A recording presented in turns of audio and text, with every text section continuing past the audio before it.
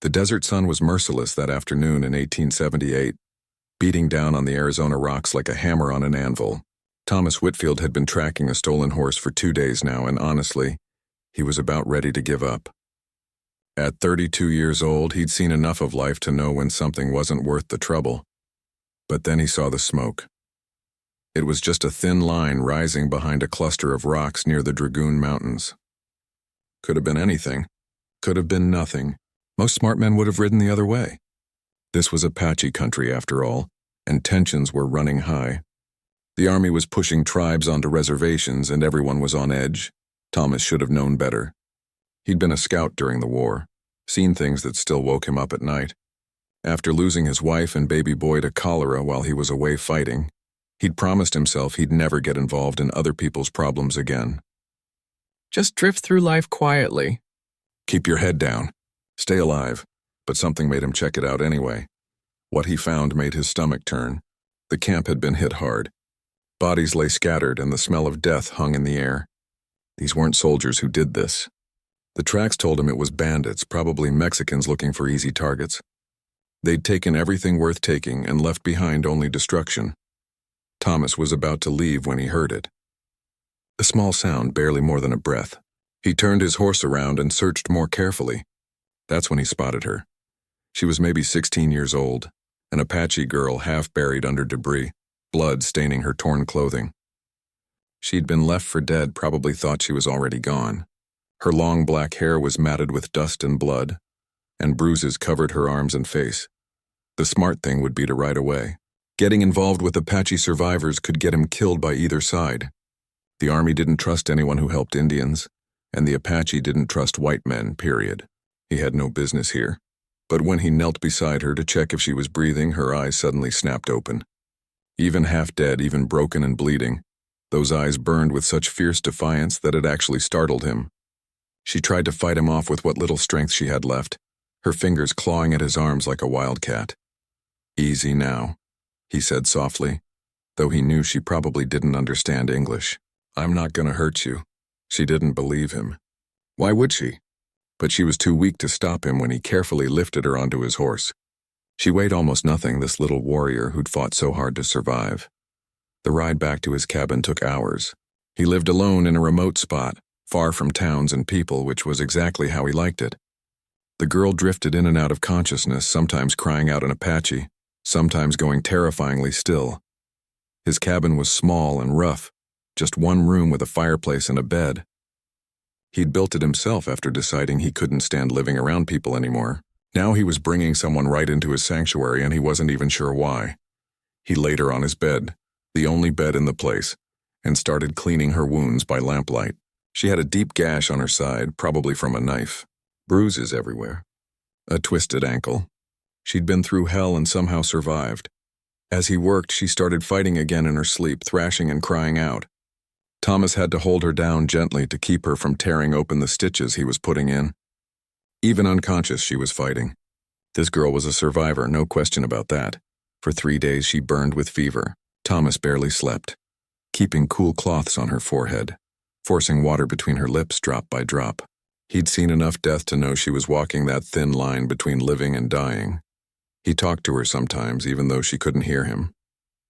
Told her about the desert outside, about the stars at night, about his horse who was probably wondering why they had company. Stupid things that didn't matter but somehow made the lonely cabin feel less empty.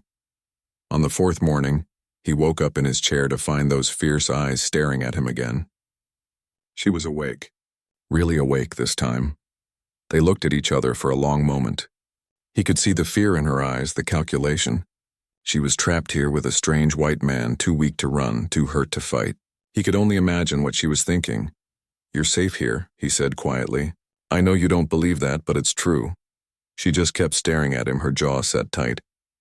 Then she tried to sit up, gasped in pain, and fell back against the pillow.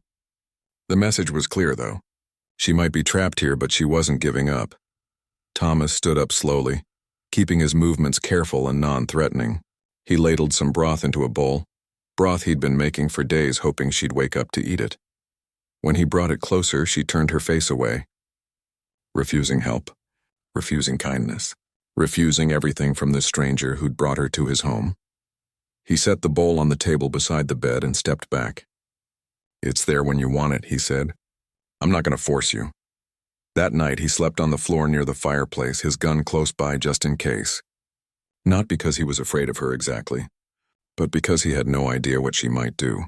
She was wild and hurt and scared, a dangerous combination. Around midnight, he heard quiet sounds from the bed. When he carefully looked over, he saw her drinking the broth, her hands shaking with weakness. She saw him watching and immediately put the bowl down, glaring at him like she'd been caught doing something wrong. Thomas just rolled over and pretended to go back to sleep.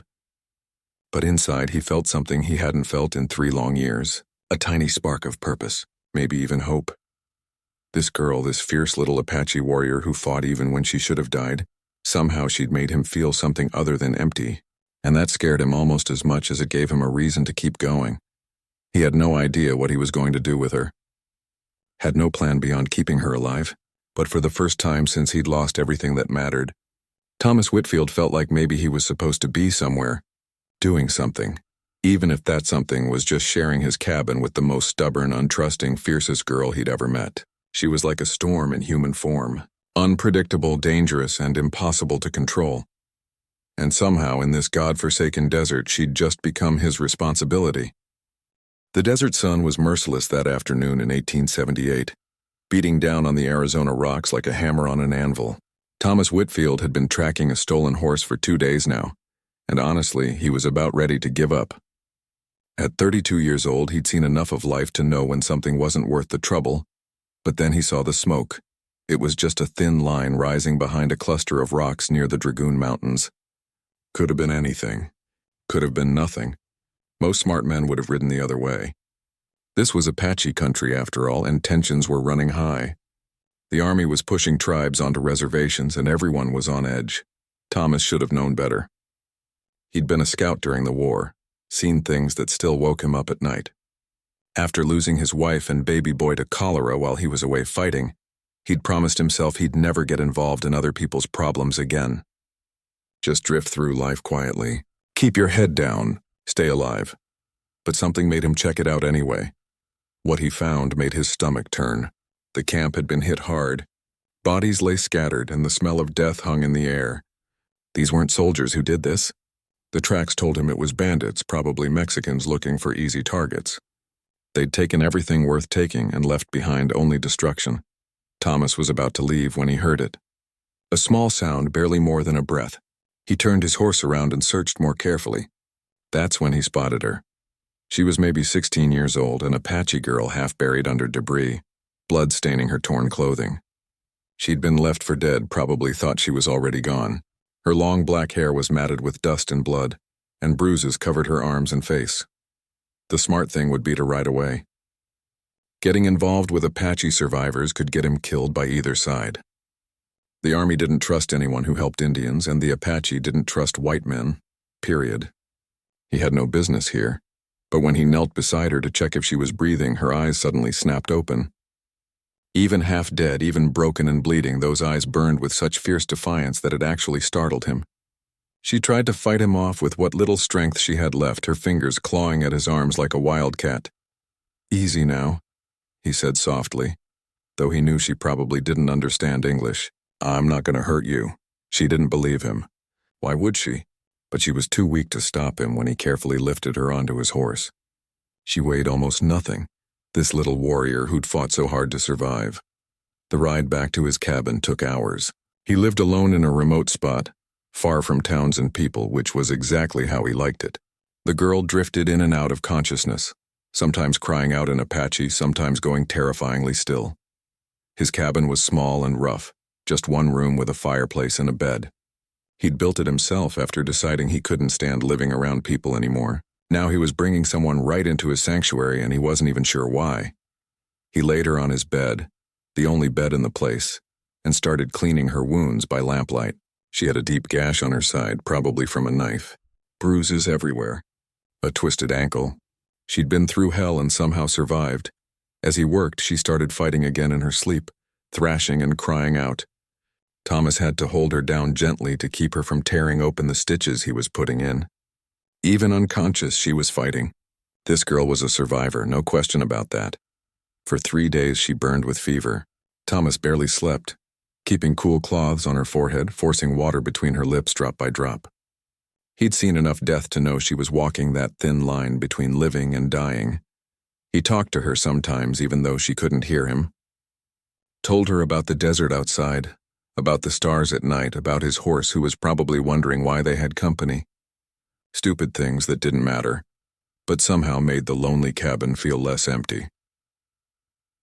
On the 4th morning, he woke up in his chair to find those fierce eyes staring at him again. She was awake, really awake this time. They looked at each other for a long moment. He could see the fear in her eyes, the calculation. She was trapped here with a strange white man, too weak to run, too hurt to fight. He could only imagine what she was thinking. "You're safe here," he said quietly. "I know you don't believe that, but it's true." She just kept staring at him, her jaw set tight. Then she tried to sit up, gasped in pain, and fell back against the pillow. The message was clear, though. She might be trapped here, but she wasn't giving up. Thomas stood up slowly, keeping his movements careful and non-threatening. He ladled some broth into a bowl, broth he'd been making for days, hoping she'd wake up to eat it. When he brought it closer, she turned her face away, refusing help, refusing kindness, refusing everything from this stranger who'd brought her to his home. He set the bowl on the table beside the bed and stepped back. "It's there when you want it," he said. "I'm not gonna force you." That night he slept on the floor near the fireplace, his gun close by just in case. Not because he was afraid of her exactly, but because he had no idea what she might do. She was wild and hurt and scared, a dangerous combination. Around midnight he heard quiet sounds from the bed. When he carefully looked over, he saw her drinking the broth, her hands shaking with weakness. She saw him watching and immediately put the bowl down, glaring at him like she'd been caught doing something wrong. Thomas just rolled over and pretended to go back to sleep, but inside he felt something he hadn't felt in 3 long years, a tiny spark of purpose, maybe even hope. This girl, this fierce little Apache warrior who fought even when she should have died, somehow she'd made him feel something other than empty, and that scared him almost as much as it gave him a reason to keep going. He had no idea what he was going to do with her. Had no plan beyond keeping her alive? But for the first time since he'd lost everything that mattered, Thomas Whitfield felt like maybe he was supposed to be somewhere, doing something, even if that something was just sharing his cabin with the most stubborn, untrusting, fiercest girl he'd ever met. She was like a storm in human form, unpredictable, dangerous, and impossible to control. And somehow in this God-forsaken desert, she'd just become his responsibility. 2 months had passed since Thomas found Nalin in the desert, and the cabin that once felt like a tomb had slowly become something else. Not quite a home, but not entirely lonely anymore either. Nalin's wounds had healed, leaving scars she didn't bother hiding. She moved around the cabin with increasing confidence, though she still slept with a knife under her pillow. Some habits, Thomas figured, were born from necessity. Their conversations had grown longer, less guarded. Nalin's English improved daily, and Thomas had picked up enough Apache to make himself understood on basic things. They'd fallen into an easy rhythm of teaching each other, though neither spoke much about the future. Then Carlos came to visit. The old Mexican trader showed up one afternoon with supplies Thomas had ordered. His weathered face creased with curiosity when he saw Nalin standing in the doorway. "You got company now, amigo?" Carlos said in his thick accent. "This is Nalin," Thomas said simply. "She's staying here for a while." Carlos looked between them, understanding dawning in his eyes. He'd lived long enough on the frontier to know the story without needing to hear it. "I see." What Thomas appreciated about Carlos was that he didn't judge. He just tipped his hat to Nalin and said something in Apache. Her eyes widened and she responded quickly, desperately, asking questions Thomas couldn't follow. The conversation went on for several minutes while Thomas stood there feeling useless. Finally, Carlos turned to him, his face grave. "She wants to know about her people. The band's still free in these mountains. What'd you tell her?" "The truth," Carlos sighed. "Most have been taken to the reservation at San Carlos. The ones still free are being hunted. The army's got orders to bring everyone in by force if necessary." Thomas saw Nalin's face crumble, though she tried to hide it. She'd been holding on to hope, he realized. Hope that she could somehow return to her people, rebuild what had been destroyed. What about her family's band specifically? Thomas asked quietly. Carlos spoke to Nalin again, gentle but honest. Her responses got shorter, tighter. Finally, she turned and walked back into the cabin without a word. They're all dead or taken, Carlos said. The raiders who attacked her camp finished what they started. The survivors were caught by the army 3 weeks later. They're at San Carlos now, but she wouldn't know any of them. Different band, different people. Thomas felt something crack in his chest. So she's got nowhere to go. Nowhere safe, no. Carlos looked at the cabin, then back at Thomas. You planning on keeping her here? I ain't keeping her anywhere. She's free to leave whenever she wants. But she won't, Carlos observed, because out there, she's just another Apache for the army to round up. Or worse, for men like those raiders to find. In here with you, she's at least alive. After Carlos left, Thomas found Nalin sitting on the floor in the corner, her knees pulled up to her chest. She wasn't crying, but the stillness of her body spoke louder than tears. He sat down against the opposite wall, giving her space. They stayed like that for a long while, not speaking. Finally, Nalin said, No home, no family, no people. I know the feeling, Thomas said softly. She looked at him then, really looked at him. Your family. How did you keep going? Thomas rubbed his face, feeling the weight of those years. Honestly, I didn't, not really. I just drifted. Went through the motions. Figured maybe I'd drift until I couldn't drift anymore. Then why save me? It was a question he'd asked himself 100 times. Don't rightly know. Saw you fighting even when you should have been dead, and something in me just couldn't walk away. Maybe I was tired of watching things die. Nalin was quiet for a moment. Then she said, My mother was medicine woman, strong, wise. She taught me many things about healing, about plants, about reading signs in nature. I've noticed. You've taught me more about surviving out here in 2 months than I learned in 3 years. A ghost of a smile crossed her face. You are not good student. Very stubborn. Look who's talking. That earned him an actual small laugh, the first he'd heard from her. The sound was rusty, like she'd forgotten how. My father, she continued, her voice growing softer, was warrior, but also teacher. He said that Apache way is to adapt, to survive. That being Apache is not about place or land. It is here. She touched her chest, in heart and spirit, in memory. Sounds like a wise man. He was. Her voice cracked slightly. They all were, and now they are smoke. Just smoke and memory. Thomas wanted to say something comforting, but he knew there were no words for this kind of loss. He'd lived it himself. Instead, he said, My wife's name was Catherine. People called her Kathy. She had red hair and freckles and the worst singing voice you ever heard. Used to sing to the baby anyway, didn't care that it sounded like a cat dying. Nalin looked surprised that he was sharing this. His name was James. He was only 8 months old when I lost him. He was just starting to pull himself up on furniture, trying to walk. Had these big blue eyes like his mama. Thomas found himself smiling despite the ache. I think about them every day. Every single day. And it still hurts like it happened yesterday. How do you bear it? Some days I don't. Some days I want to just lay down and quit. But then I wake up the next morning and I'm still here, so I might as well keep going. He looked at her. Same as you. You woke up in those ruins and you could have given up. But you didn't, you fought. I did not want to fight, Nalin admitted. Wanted to die with them. But body would not stop. Hands kept fighting. Heart kept beating. Like it did not know it should stop. Maybe it knew something you didn't. Maybe you got a reason to still be here. What reason? Everyone is gone. Thomas had no answer for that. So instead, he told her about the war. About the friends he'd lost, the things he'd seen, the person he'd been before, and the hollow man he'd become after. He talked for hours, things he'd never told anyone, and Nalin talked too. About her childhood, about learning to track with her father, about helping her mother gather medicine plants, about her little brothers who used to wrestle each other and make her laugh, about the traditions, the stories, the songs of her people. They talked until the sun went down and the cabin grew dark. Neither of them got up to light a lamp. Sometimes it was easier to talk in darkness.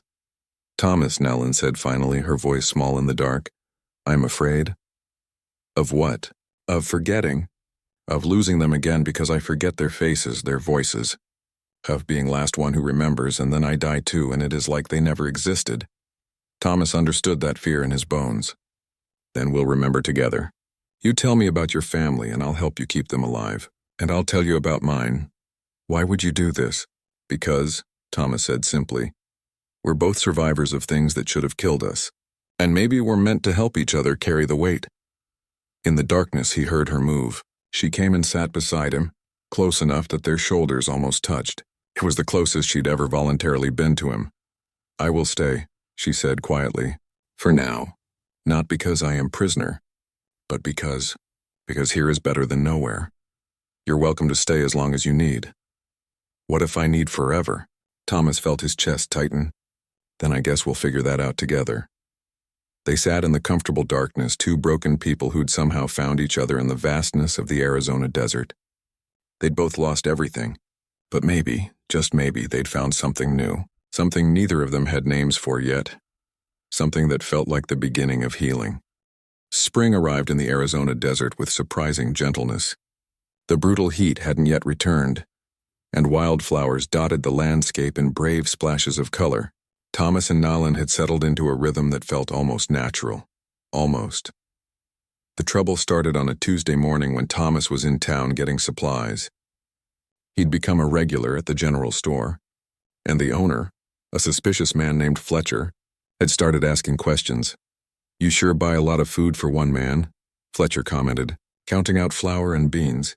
Got a big appetite, Thomas replied evenly. And cloth? And women's things? Fletcher's eyes narrowed. You got someone living out there with you? That's my business, but Fletcher wasn't the only one noticing. A group of rough-looking men loitered outside, the kind who made their living hunting Apache for bounties. One of them, a scarred man named Pike, stepped into Thomas's path. Heard interesting things about you, Whitfield. Heard you might be harboring Indian rebels. Thomas kept his face neutral. Heard wrong. I live alone. Always have, that so? Pike grinned, showing missing teeth. Might need to check that out for ourselves. Army's offering good money for bringing in runaways. You step 1 foot on my property and we'll have a problem. Pike laughed. That a threat? It's a promise. Thomas left town with his supplies and a knot of worry in his gut. He'd been careful but not careful enough. The world wasn't going to let them hide forever. When he got back to the cabin, he found Nalin on the roof, patching a leak with surprising skill. She'd changed over the past months, growing stronger, more confident. She wore one of his old shirts and a split skirt she'd made herself, her long hair braided back practically. We got a problem, he said as she climbed down. Her face grew serious as he explained what happened in town. She listened without interrupting, that warrior's stillness coming over her. They will come, she said simply. I won't let them take you. You cannot stop Army, cannot stop bounty hunters. I should leave. Go far away where you are safe. And go where exactly? Nalin, you leave here and you're as good as dead. At least here we got a fighting chance. We? She looked at him intently. This is not your fight. The hell it isn't, you're under my protection. Something flickered in her eyes at those words, but before she could respond, they both heard it. Horses approaching. Thomas grabbed his rifle. Get inside. Hide in the root cellar. No, I will not hide like frightened rabbit. Nalin, no. The riders came into view. 5 men, including Pike. They stopped a respectful distance from the cabin, though their hands rested on their guns. Afternoon, Whitfield, Pike called out. Just wanted to check on you. Make sure everything's all right out here. Thomas stepped onto the porch, rifle held casually but ready. Everything's fine. You can leave now. That's when Nalin appeared in the doorway behind him. She didn't cower or hide, just stood there, chin raised, meeting their stares with her own fierce gaze. Pike's eyes lit up. Well now, looks like the rumors were true after all. She's not going anywhere with you, Thomas said flatly. That's not your choice to make. We got a job to do and we're taking her in. Over my dead body. Pike's hand moved toward his gun. That can be arranged. 5 against 1? Thomas smiled coldly. Not very sporting odds. But I guarantee I'll take at least 2 of you with me. Question is, which 2 want to die today? The men shifted uneasily. Thomas had a reputation from his scouting days. They knew he wasn't bluffing. This doesn't have to go bad, Pike said. Just hand over the girl and we'll be on our way. Or, Nalin said in clear English, surprising them all, you could leave now and live to see tomorrow. Your choice. One of the younger riders laughed nervously. She speaks English. That's fancy. She also knows about 30 ways to kill a man without making a sound, Thomas said. And she's faster with a knife than you are with that gun. So I'd think real careful about your next move. The standoff stretched out, tension thick in the air. Finally, Pike spat in the dust. This ain't over, Whitfield. We'll be back with the law. See how tough you are then. They rode off, and Thomas finally let himself breathe. He turned to find Nolan watching him with an expression he couldn't quite read. You would have died for me, she said softly. Would have tried not to die. But yeah, I'd have fought. Why? Thomas met her eyes. Because it's the right thing. And because you're not just some stranger anymore. You're my friend. Maybe the only real friend I got. Something shifted in Nolan's face. She reached out and touched his arm. A rare gesture from her. Friends protect each other. So if they come back, we fight together. Deal. Over the next few days, they prepared. Nolan showed him Apache defensive tactics, ways to secure the cabin and create early warnings. Thomas taught her to shoot his spare rifle, though she preferred her bow and knife. They worked side by side, and Thomas found himself noticing things. The way Nolan laughed now more freely than before. How she'd started humming Apache songs while she worked. The quiet joy she took in small things like the wildflowers or a particularly beautiful sunset. One evening, as they sat outside watching stars emerge, Nolan said, I am not good at words, not in English or Apache, but I want you to know something. What's that? When you found me, I was already dead inside. Body was alive, but spirit was gone. You brought me back, gave me reason to keep living, to remember my family, but also to, she struggled for words, to be alive again. Not just surviving, living. Thomas felt his throat tighten. You did the same for me. I was just drifting, waiting to die. You gave me purpose. Purpose, she repeated, testing the word. Yes, that is good word. They fell into comfortable silence, but it felt different now. Charged with something neither of them wanted to name yet. Thomas, Nolan said eventually. If bounty hunters come back, if army comes, I will not let you die for me. I will go with them peacefully. The hell you will. Your life is worth more than... Don't you dare finish that sentence, Thomas said sharply. Your life is worth just as much as mine. More, maybe. You got knowledge in your head about healing and survival that shouldn't be lost. You got memories of your people that need to be kept alive. And you got... He hesitated. You got so much life left to live. Nolan looked at him for a long moment. Then she did something unexpected. She took his hand, her smaller hand fitting into his calloused palm. Then we survive together, she said. Or we die together. No more talk of sacrifice. Together, Thomas agreed. That night, Thomas lay awake on his bedroll by the fire, thinking about how much had changed. 6 months ago, he'd been alone, hollowed out, just going through motions. Now he had someone to protect, someone to talk to, someone who understood loss the way he did. Nolan had become important to him, more important than he'd allowed anyone to be in years. The thought scared him a little. From her bed across the room, Nolan's voice came quietly. Thomas, you are awake? Yeah, I am glad you found me that day, even with all trouble that came after. I am glad, Thomas smiled in the darkness. Me too, Nolan, me too. Outside, a coyote howled at the moon. Inside the cabin, two people who'd lost everything slowly learned what it meant to have something worth fighting for again. Each other. Summer came to the Arizona desert like a furnace door opening. The air shimmered with heat, and even the lizards moved slowly. Thomas and Nolan had fallen into patterns that felt less like survival and more like life. Thomas was 33 now, and Nolan had turned 17 in the spring. She'd marked the day in her own way. With an Apache ritual Thomas didn't fully understand but respected. She seemed different afterward, carrying herself with a new kind of confidence. But something else had changed too, something neither of them wanted to acknowledge. The touches that lingered a bit too long, the way their eyes met across the cabin and held, the awareness that crackled between them like lightning before a storm. Thomas tried to ignore it. She was young. She was Apache. She was vulnerable and under his protection. Getting involved would be wrong on every level he could think of. He was just a broken-down former scout who'd saved her life. That's all this was. But his heart didn't seem to care about logic. One morning he woke to find a basket beside his bedroll. It was beautiful, woven with intricate patterns in red and black. Inside was fresh bread Nolan had made, still warm. "What's this?" he asked as she came in from collecting eggs. She wouldn't meet his eyes. Gift is Apache way. When woman wants to show man she values him, she makes basket, gives food. Thomas felt his pulse quicken. Nalin is just basket, she said quickly, but her cheeks had colored. Do not read too much into it. But they both knew it wasn't just a basket. Things got more complicated after that. Thomas found himself hyper-aware of her presence. The way she hummed while cooking. How she'd started wearing a beaded necklace she'd made. How it rested against her throat. The grace in her movements as she worked. He was falling in love with her, and he knew it was a terrible idea. Nalin seemed to be going through her own struggle. She'd catch herself staring at him, then look away quickly. She'd find excuses to work near him. Once, when he was chopping wood, she brought him water and their fingers brushed. The jolt that went through him was almost physical.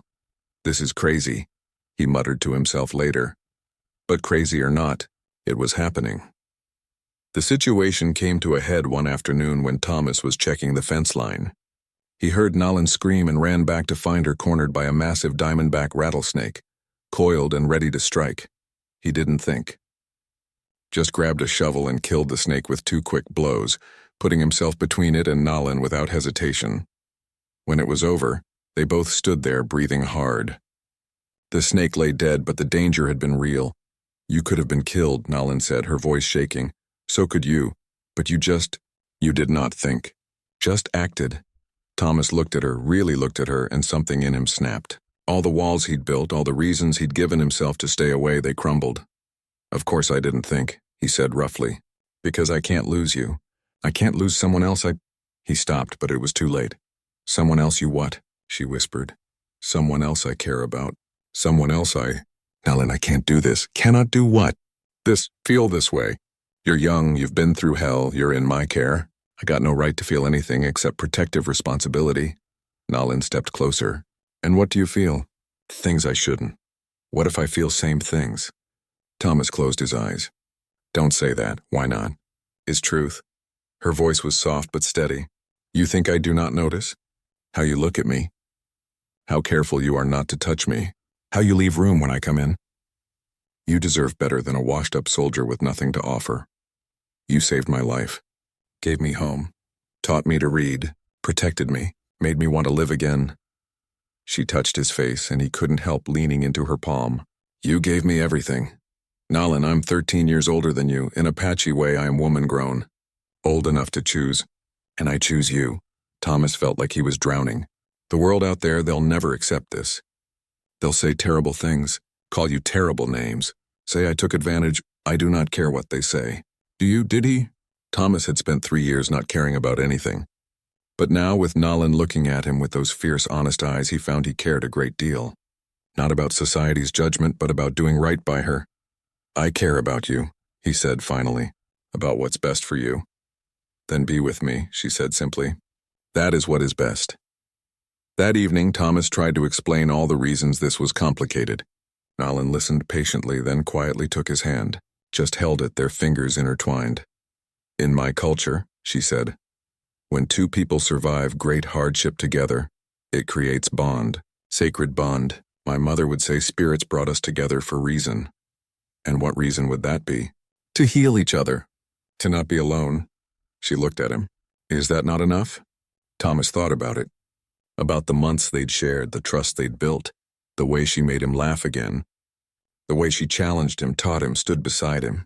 She wasn't a child needing rescue anymore. She was a strong, capable woman who knew her own mind. I don't want to hurt you, he said quietly. Then don't. Choose to be with me instead. Over the next few days, Thomas wrestled with himself. But the truth was, the decision had already been made. Maybe it had been made the moment he saw her fighting for life in that ruined camp. One evening, he found her outside watching the sunset. He sat beside her, and they watched the sky turn red and gold together. In Apache tradition, he said carefully, having asked Carlos about this, a man who wants to court a woman properly brings gifts to her family. Usually horses. Nalin turned to look at him, her eyes wide. Now you don't have family here to give horses to. Thomas continued, but I figure maybe we could honor the spirit of the tradition anyway. So I'm asking properly if you'd consider letting me court you. With respect, with intention, he took a breath, with love. Nalin's eyes filled with tears, but she was smiling. My father would have asked for at least 10 horses. You are expensive, man. You're worth 100, she laughed, then kissed him. It was gentle, almost shy, and it felt like coming home. When they pulled apart, Nolan said, "In Apache way, woman also has say. She can refuse or accept. I accept, Thomas Whitfield. I accept your courtship, your protection, your love. You sure about this? Once we start down this road, I'm sure." "Are you?" Thomas looked at this remarkable woman who'd survived impossible things, who'd taught him to live again, who'd somehow worked her way into his scarred heart. "Yeah," he said. "I'm sure." That night they sat by the fire, closer than before, Nolan's head on his shoulder. They talked about the future, tentative and uncertain as it was. They talked about building a life together, about what that might look like. "Will you teach me to make coffee the way you like it?" she asked. "Will you teach me more Apache songs?" "Yes, and I will teach you to track better." "You are still very loud in the brush," Thomas laughed. "I'll work on it." They both knew the danger wasn't over. The bounty hunters hadn't forgotten. The world outside their cabin wouldn't understand or approve, but for now, in this moment, they had each other. And somehow that felt like enough. Two broken people from different worlds who'd found something precious in the hardest place. Not just survival, but love. Real, complicated, dangerous, beautiful love. The kind worth fighting for. 3 months of peace. That's all they got. 3 months of learning to be together, of building something real between them. Thomas had never been happier, and he could see the same joy in Nolan's eyes. They'd talked about marriage in the Apache way, about making their commitment official even if the law would never recognize it. But the world has a way of finding you, no matter how well you hide. His name was Cyrus Harding, and he was the worst kind of man. A rancher with a big spread and bigger ambitions. He'd made no secret of his belief that every Apache should be dead or locked away. He'd lost land to raids years back and carried that hatred like a badge. Thomas had avoided him in town, but Harding had noticed the extra supplies, the questions he'd asked Carlos, the way he kept to himself. Men like Harding made it their business to know everyone's business. It was late August when Harding showed up with 3 of his ranch hands. Thomas was in town, which turned out to be the worst possible timing. Nolan was alone at the cabin working on tanning a deer hide. She heard the horses and instinctively reached for the rifle Thomas always insisted she keep close. Harding dismounted with the casual arrogance of a man who believed he owned the world. His men spread out surrounding the cabin. "Well now," Harding called out. "Heard rumors about Whitfield keeping an Apache girl out here. Didn't believe it till I saw you with my own eyes." Nolan stood in the doorway, rifle in hand but not pointed. Yet. "You are trespassing. Leave now." "Ooh, she speaks English. Fancy that." Harding grinned at his men. "Where'd Whitfield find you, girl? You escaped from the reservation? That is none of your concern. Actually, it is my concern. Harboring fugitive Indians is against the law. That makes Whitfield a criminal. And you?" His eyes traveled over her in a way that made her skin crawl. "You're just an animal that needs to be put back in its cage." I said leave. Harding took a step forward. "Or what, you gonna shoot me? That'd just make things worse for your man when he gets back." Nolan raised the rifle now, aiming at his chest. One more step, he stopped, but his grin widened. "You know what I think? I think we should have a little chat, you and me, about where you came from. About who else might be hiding out here. Army pays good money for information about Apache hideouts. There is nothing to tell. I bet you'd sing a different tune with the right motivation." His meaning was crystal clear. That's when Harding made his mistake. He lunged forward, gambling that she wouldn't actually shoot. He was wrong, but Nolan didn't shoot him. That would bring the law down on them immediately. Instead, she moved with the speed and precision Thomas had seen in her from the first day. She sidestepped, brought the rifle butt around hard, and caught Harding in the side of the head. He went down, stunned. But then his men were rushing forward. What happened next was something they'd talk about in the territory for years. This slip of an Apache girl, barely grown, faced down 3 armed men and didn't just survive. She fought. Years of training with her father, months of regaining her strength and confidence, and the fierce will to protect what was hers all came together. She used the cabin's layout to her advantage, the furniture as barriers, the doorway as a choke point. One man she caught with a knife, a slash across his arm that sent him reeling back. Another she tripped and disarmed. The third she managed to lock outside before barring the door. But Harding had recovered, and he was beyond reason now. Blood ran from his head wound, and rage twisted his features. He grabbed Nellen from behind before she could react, his grip brutal on her arms. "You little savage," he snarled. "I'm gonna make you regret." That's when Thomas came home. He'd pushed his horse hard, some instinct warning him something was wrong. When he saw the scene, his vision went red. Thomas Whitfield had been a soldier, a scout, a survivor. He'd done things in the war he wasn't proud of. But seeing Harding's hands on Nellen unleashed something primal in him. He hit the cabin at a run, crashing through the door. The fight was short and brutal. Thomas didn't give Harding a chance to explain or plead. He just made sure the man let go of Nellen and never wanted to touch her again. When it was over, Harding was unconscious on the floor. His men fled, and Thomas and Nellen stood in the wreckage of their cabin, breathing hard. "Are you hurt?" Thomas asked, checking her over with shaking hands. "I am fine. I fought them. I know. I know you did." He pulled her into his arms, holding her tight. "God, Nellen, I should have been here. I can protect myself. You taught me that." But they both knew this changed everything. Harding would report them now. The law, the army, maybe even more bounty hunters would come. Their safe haven had been discovered, and there was no putting that genie back in the bottle. "We have to leave," Nellen said quietly. "Tonight?" Thomas looked around the cabin at the life they'd built here. The books on the shelf, the baskets Nellen had woven, the small touches that had made this place a home.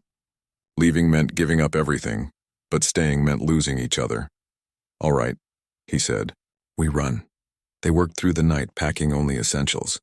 Supplies, weapons, a few precious items they couldn't bear to leave. Nellen insisted on taking the first basket she'd made him, the one that had started everything. As dawn broke, they stood outside the cabin one last time. Nellen performed a quiet Apache blessing, thanking the land for sheltering them. Thomas just felt numb. "Where do we go?" Nellen asked. "Mexico, maybe. Or deeper into the mountains. Somewhere they can't find us. They will always look. Men like Harding do not forgive. Then we keep running until we find a place to stop." They mounted up, Thomas on his horse and Nellen on the mare he'd bought her weeks ago. As they rode away, Thomas looked back once at the cabin that had become their sanctuary. Behind them, smoke rose in the distance. "Harding's men probably coming with reinforcements," Thomas, Nellen said softly. "Yeah? Whatever comes, we face together. You promised." "I remember." Together.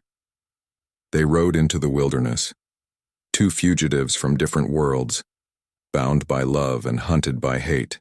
The desert stretched before them, vast and unforgiving, but they had each other.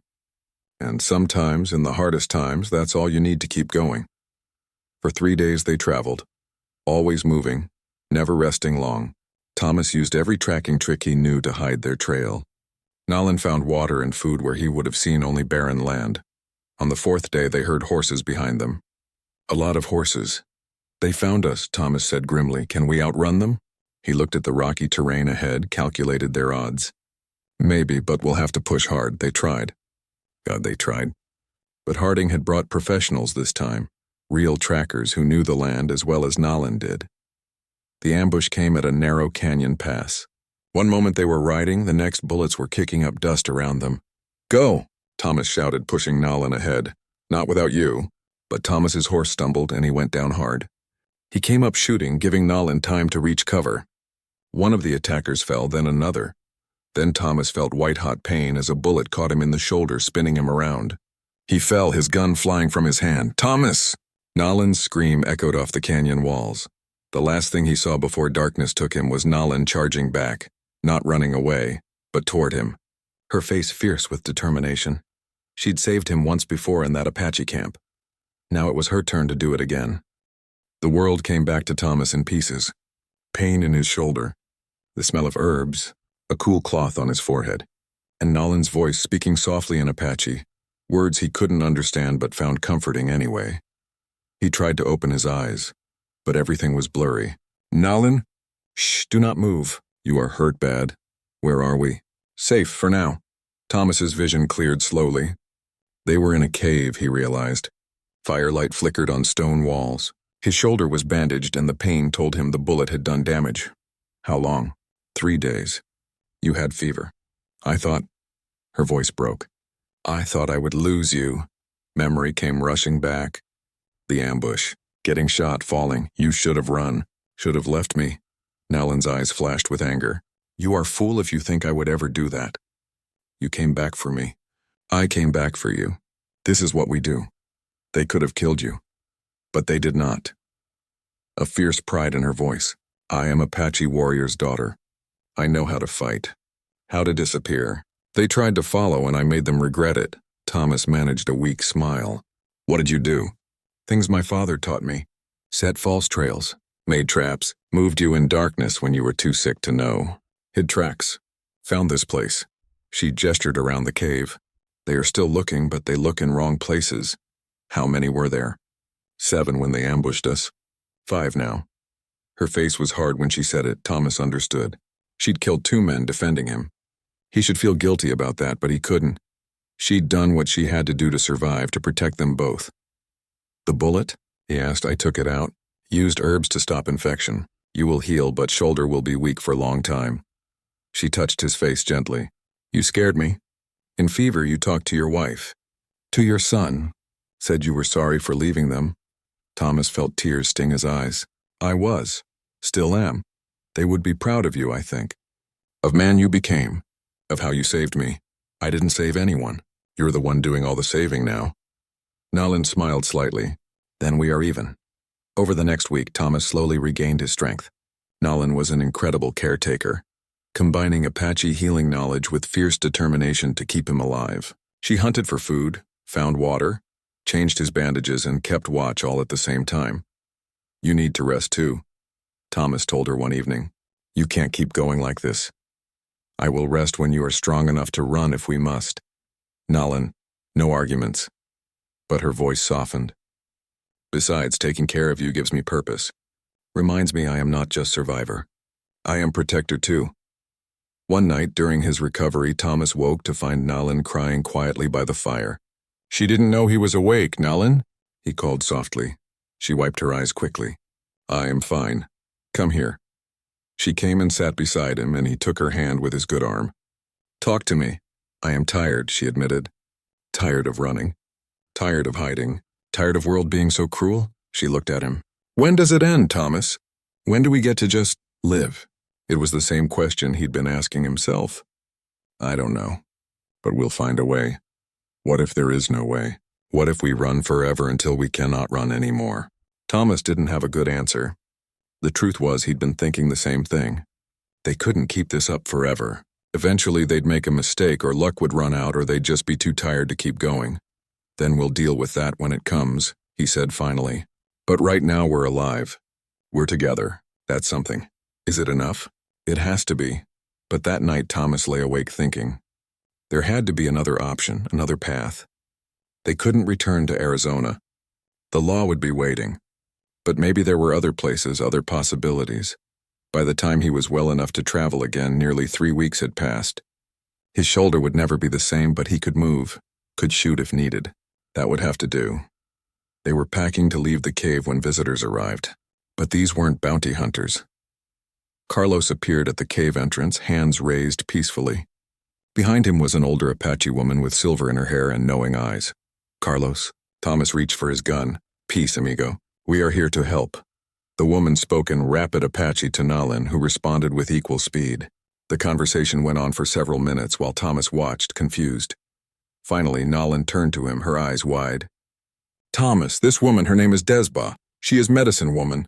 She knows my mother's family. She says there is place we can go. What place? Carlos explained. In the Sierra Madre Mountains of Mexico, there are still free Apache bands. Small groups who refuse the reservation. They live hidden, protected by the mountains and by agreements with local Mexican families who trade with them. And they'd take us in? Desba spoke, and Nalan translated. She says my mother's sister's family is there. They will recognize my mother's teachings and what I know. They will accept me. She paused. And they will accept you if I speak for you. Thomas felt hope stir for the first time in weeks. It's a long way to Mexico. We can guide you, Carlos said. I have been there before. The journey is hard but possible. Why would you help us? Carlos smiled sadly. Because I am tired of seeing good people destroyed by bad laws. Because you remind me of my own daughter and the man she loved. They did not make it, his voice caught. Maybe you will. Desba spoke again, her tone urgent. Nolan nodded and translated. She says Harding's men are getting closer. We must decide now. Go with them to Sanctuary or keep running until we cannot run anymore. Thomas looked at Nolan. What do you want to do? I want to stop running. Want to find place where we can be together without fear. Where maybe... She touched her stomach, a gesture so unconscious she probably didn't realize she'd done it. Where maybe we could build real life. Have future. The implication hit Thomas like a thunderbolt. Are you? I do not know for certain. But maybe soon. She met his eyes. Does that change things, did it? Thomas thought about everything they'd been through. About the love that had grown between them despite impossible odds. About the possibility of bringing a child into this harsh world. Yeah, he said finally. It changes things. Makes me want to fight harder.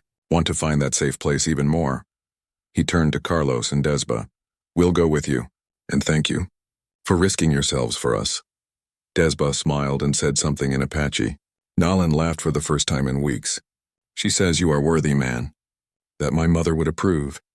And that any child of ours will be blessed by both worlds. They left the cave as the sun set, 4 travelers heading south toward the mountains, and the uncertain promise of Sanctuary. It would be a hard journey, dangerous and long. But for the first time since they'd fled the cabin, Thomas felt something other than desperation. He felt hope. Nolan rode beside him, strong and fierce despite everything they'd endured. She'd saved his life just as he'd once saved hers. They'd come full circle, and somewhere ahead in the hidden canyons of Mexico maybe they'd finally find their peace. Together. The journey to the Sierra Madre took 6 weeks of hard travel. They moved carefully, avoiding towns and main roads, relying on Carlos's knowledge and Desba's connections with sympathetic families along the way. Thomas's shoulder healed slowly, and he learned to adapt to its limitations. Nolan grew stronger with each passing day, her natural resilience returning. And yes, she was pregnant. They confirmed it halfway through the journey, and the news filled them both with joy and terror in equal measure. A baby, Thomas said one night as they camped under the stars. Our baby. Are you afraid? Nolan asked, terrified, but also more determined than ever to make this work. To give our child a real home. Home, Nolan repeated, testing the word. Yes, that is what we need. The Sierra Madre Mountains were breathtaking when they finally arrived. Steep peaks covered in pine forests, hidden canyons with clear streams, and an air of wildness that felt like freedom. The Apache band that Desba led them to was small, maybe 30 people. They lived in a remote canyon, their home simple but sturdy, built to be moved if necessary but clearly meant to last. The meeting with the community was tense at first. Thomas was the only white man here, and trust didn't come easy. But Nolan spoke to them in Apache, telling her mother's family name, demonstrating the knowledge her mother had passed down. She showed them how she could identify healing plants, prepare traditional medicines, read the signs of weather and animals. Desba spoke on their behalf too, vouching for Thomas's character. Carlos shared stories of how Thomas had protected Nolan, how they'd fought together to survive. But it was an old woman, the grandmother of the band, who made the final decision. She studied Thomas for a long time with eyes that seemed to see straight through him. Then she asked Nolan a question in Apache. Nolan answered without hesitation, her hand finding Thomas's. The grandmother nodded slowly and said something that made the gathered people relax. What did she say? Thomas asked. She asked if you made my heart sing. I said yes. She said that is all that matters. Nolan smiled. We are accepted. Both of us. The first weeks in the community were an adjustment. Thomas had to prove himself, had to show he respected their ways and would contribute meaningfully. He taught them tactics for defense, ways to spot army patrols from a distance, techniques he'd learned as a scout that could keep them safe. In return, he learned. Really learned. Not just survival skills, but the deeper aspects of Apache culture. The ceremonies, the stories, the ways of understanding the world that were so different from what he'd grown up with. The community was wary of outsiders, but they recognized the value of having someone who understood both worlds. Thomas became a bridge, helping negotiate with friendly Mexican families for supplies, translating when needed, teaching the younger people some English so they'd be prepared if they ever needed it. Nolan flourished. Being among her people again, even though they weren't her original band, brought out a joy in her he'd never fully seen before. She helped the other women with their work, shared her mother's medicines, and was treated with respect as a medicine woman in her own right. And they built a home, not just a shelter, but a real home. A small structure on the edge of the community near a stream, where they could have privacy while still being part of the group. 3 months after arriving, Thomas asked the elders' permission to marry Nayland in the Apache way. The ceremony was beautiful and strange to him, full of rituals he didn't fully understand but respected deeply. When it was done, the grandmother pronounced them married and blessed their coming child. Thomas looked at Nayland in her traditional dress, flowers in her hair, and felt his chest tighten with emotion. "I love you," he said simply. "I love you too," she replied. "Now we are truly family." Their daughter was born in the spring during a thunderstorm that the grandmother said was a good omen. They named her Annaba, which meant she returns from war. It felt right for the daughter of 2 warriors who'd fought so hard to find peace. Thomas held his daughter for the first time with shaking hands, tears running down his face. He'd lost his first son before he could know him. This time he was here, present, ready to be the father he'd never gotten the chance to be. "Hello, little one," he whispered. "I'm your papa, and I promise I'll always be here for you." Nayland watched from the bed, tired but radiant. "She has your eyes, and your spirit, I hope." Life settled into patterns that felt almost normal. Thomas worked alongside the men, hunting and maintaining the community's defenses. Nayland taught the children, passing down her knowledge of plants and healing. Annaba grew from infant to toddler, learning to walk on the mountain paths, speaking both Apache and English. Sometimes Thomas would sit outside their home in the evening, watching the sun set over the mountains, Nayland beside him and Annaba playing in the dirt nearby. And he'd marvel at how far they'd come, from a broken soldier, drifting through the desert, to a husband and father with purpose and joy, from a traumatized girl left for dead to a respected medicine woman. And, "Mother, do you ever think about going back?" Nayland asked him one evening. "To Arizona? No, that life is dead. This is who I am now. Do you miss it? The American world?" Thomas thought about it honestly. "Sometimes I miss coffee that doesn't taste like boot leather, and I wouldn't mind a newspaper once in a while. But miss that world? The prejudice, the violence, the loneliness? No, never. I am glad, because I cannot imagine life without you now." "Same here." He pulled her close. "You know what's funny? Everyone said you were untamable, wild, impossible to civilize. But they had it backwards. What do you mean? They thought civilized meant living in their towns, following their rules, being what they wanted you to be. But you taught me real civilization, taking care of each other, living in balance with the land, building community, having honor and respect." He smiled. "You didn't need taming. I needed to learn how to be truly human again." Nayland rested her head on his shoulder. "You were always human. Just hurt. I was hurt too. We healed each other. Years passed. Thomas taught Annaba to ride, to track, to read and write. She grew up speaking 3 languages, comfortable in both worlds even though she'd never seen the American one. More children came. 2 boys who looked like miniature versions of their father but moved with their mother's grace. Thomas's hair grayed at the temples.